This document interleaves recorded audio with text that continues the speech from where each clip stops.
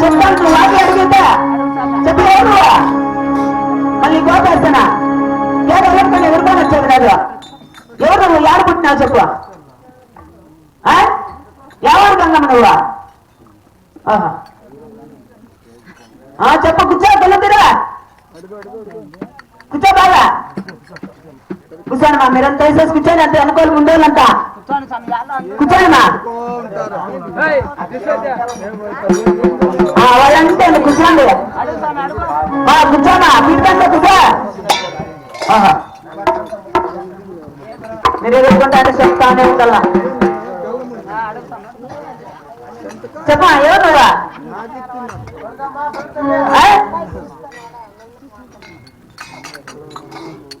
నీ మగ చెప్పు చెప్ప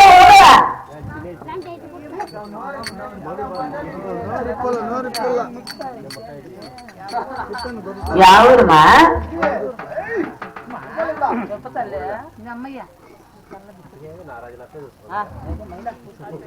గురించి చెప్పలా. నీ కోపు కాదంటే చెప్ప.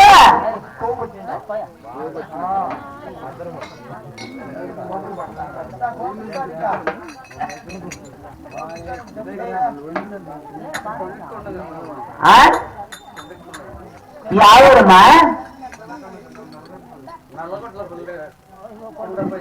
నిజంగా నువ్వు కొండకొండ గంగమ్మేనా?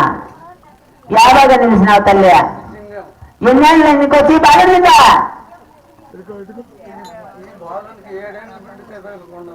7 ఏళ్ళు పెట్టకే తగులుకుంటావు.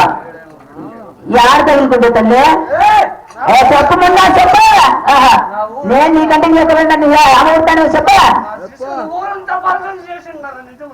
పరిచయం చేసింటారా ఊరికి? నువ్వు ఎప్పుడు చెప్పదు పరిచయం చేయక నా పని నిన్నుకొని ఎదుర్కొంటే వస్తే గంగమ్మ అంటారు దయమంటారు. నిన్న 50 తెలిసినావా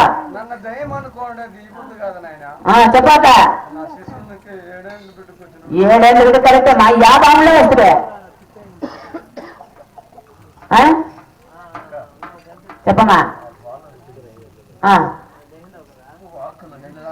యాలీలేదమ్మా 7 ఏళ్ళకే వచ్చిన కానీ నువ్వు ఏమైపోయినావు అయితే?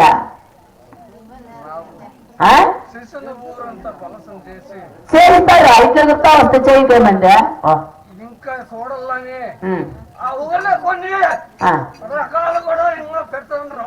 ఏం పెడతావా? ఓహో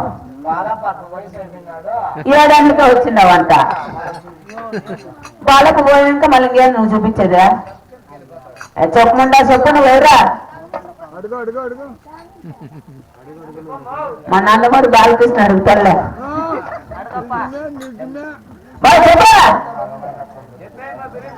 ఈ బిడ్డ పైన నువ్వు నడిచిందే కరెక్ట్ గానే 50 నడుస్తుంది. ఆ బాధనంటే మాకు తెలీదు. కొండ అక్కడే ఉంది. ఆ బాధడేం చేస్తాను నువ్వు వచ్చినప్పుడు.